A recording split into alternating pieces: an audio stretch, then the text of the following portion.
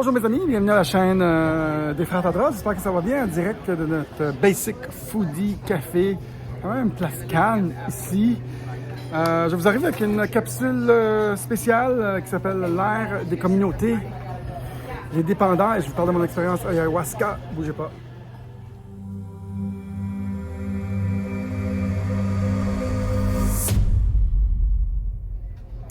Bonjour mes amis, bienvenue à la chaîne des Frères Tadros. J'espère que ça va bien. Ici, on regarde la société de façon spirituelle, aussi de façon technologique, pour essayer d'affecter le nouveau monde. Il y a un genre de soleil dans mes cheveux. J'ai l'air d'un gars qui fait de la calvitie et ça va super bien. Ça jase pas mal ici autour. J'aime bien ce café, c'est très relax. On a aussi une autre chaîne qui s'appelle Tadros Brothers où on parle de crypto-monnaie. Et là-bas, on parle de la gouvernance du futur. Est-ce qu'on va vouloir encore être gouverné? Est-ce qu'on va encore faire confiance à nos gouvernements? Je pense qu'il y a un grand changement qui nous arrive et les gens vivent des moments très tumultueux à cause de ça. Aujourd'hui, je voulais parler de la nouvelle ère des communautés. Et je voulais parler des dépendants.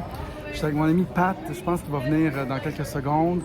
Mais il disait, Pat tantôt disait, hey, il dit, les gens, c'est des dépendants, ils dépendent de leur employeur, ils dépendent de l'assurance sociale, l'assurance santé, on est tous des dépendants.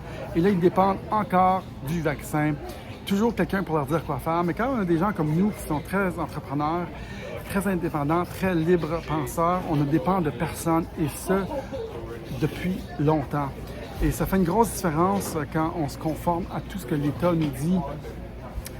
Nous, on est là, libres à faire des choses, à inventer des affaires, à penser librement. Mais dès qu'on se fie, surtout pour gagner notre vie sur un salaire, on fait tout pour préserver ça. C'est notre survie. Et ces gens-là ont beaucoup de difficultés à penser autrement que ce que l'État leur dit et de commencer à se battre contre... parler pour une infirmière, parler pour un policier, parler pour un professeur. Ils mordent la main qui les nourrit.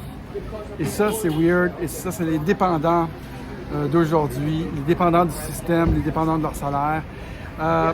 Je vais vous parler de l'ère des communautés. Je pense qu'on arrive dans un mouvement de décentralisation. L'ère des communautés, c'est des communautés sur l'Internet. C'est tous des groupes. C'est l'ère des communautés. On ne dépendra plus du gouvernement. On va dépendre de notre communauté et on va créer des communautés où on va s'entraider et je pense que ça va être ça. Et quand on parle de crypto-monnaie, c'est des communautés qui créent la valeur d'une crypto-monnaie.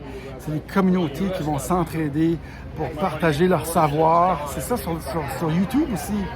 C'est ça pour notre nouvelle monnaie qu'on va créer, Digital World Citizen Coin. On va avoir des passeports qui nous identifient, qui nous reconnaissent, un mouvement idéologique, utopique, mais aussi un mouvement technologique. Les communautés vont créer le futur. Je pense que c'est ça qui va nous définir plus tard. L'ère des communautés, on ne sera plus dépendant d'une autorité centrale. Et avant que Patrick arrive, mon ami Patrick, Papa est café aussi, j'aime bien ça, voulez-vous voir? Ça jase pas mal. Un beau petit café que j'aime bien ici. J'aimerais vous parler de mon expérience ayahuasca. C'était pas vraiment de l'ayahuasca, c'était plutôt du THC. C'était comme une cérémonie guidée, c'était vraiment cool, c'était vraiment unique. Des sensations, des saveurs qu'on n'a jamais vécues. Moi, ce que j'ai appris de ça, j'ai appris qu'on vivait une ascension. Ceux qui étaient là, ceux qui participaient à ça. J'ai aussi appris que c'était une bataille entre le mal et le bien. Moi, j'étais dans un programme d'ordinateur. J'étais vraiment dans un logiciel. Je voyais des 0 puis des 1. Comme une expérience de fin de vie un peu, mais je voyais que c'était pas encore réglé qui allait gagner. Et je voyais des groupes partout dans le monde qui essayaient de gagner le plus de terrain possible et que la matrice, toute l'affaire, où est-ce que j'étais le digital, on ne savait pas qui allait gagner dans cette guerre, mais c'était certes une ascension et ceux qui prenaient le vaccin ne pouvaient pas participer à cette ascension. C'est ça que j'ai vécu dans mon trip de THC guidé. C'est vraiment spécial, vraiment cool, vraiment très cool. En tout cas, je suggère à peu importe qui veut le faire. On est un groupe de 6. Ils nous donnent des gouttes en dessous de la langue, ils mettent un produit dans la bouche, quelque chose. Vraiment flyé. Tu manges des fruits. Ça coûte 800 pesos, c'est un don. 800 pesos, c'est à peu près 40 $ US, ceux qui veulent le faire. Faites-le.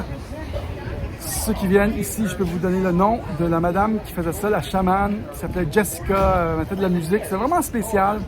On a tous vécu des choses uniques dans cette cérémonie pour accéder à un plus haut niveau de conscience. Vraiment cool, ce ayahuasca, genre d'ayahuasca. C'est pas la même chose. C'était plutôt du THC qui nous faisait vivre quelque chose de vraiment hot.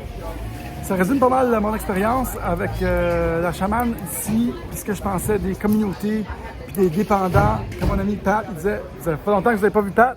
All right, Pat. Hey, comment ça va tout le monde? On se voit bientôt. Ici, c'est la meilleure place pour relaxer avec du monde qui pense comme nous autres. Même sorte de philosophie. Exact. L'esprit libre. On est en paix. Exact. Je vous dis à bientôt. Exact. Un vrai révolutionnaire, Pat. C'est lui qui m'a amené ici au mois de novembre. Et ça fait 6 mois que je suis ici. Fait que je le remercie de m'avoir invité sur son divan. Merci. Puis, c'est avec Pat qu'on a le condo en passant. On a eu beaucoup de Québécois qui sont venus, beaucoup de Français qui sont venus. Et donc, nous, lui retourne au Québec quelques mois. Sa blonde est encore ici, il va revenir. Moi, je retourne dans 2 semaines. Puis, on va rester l'été au Québec. On va triper, ça va être écœurant. Fait que, cool. OK, tout le monde. À la prochaine. Là, mettez-moi pas trop de commentaires sur ma face. C'est quelqu'un qui m'a dit que j'avais l'air gros hier. Franchement. Salut tout le monde. À la prochaine. Salut. Bye.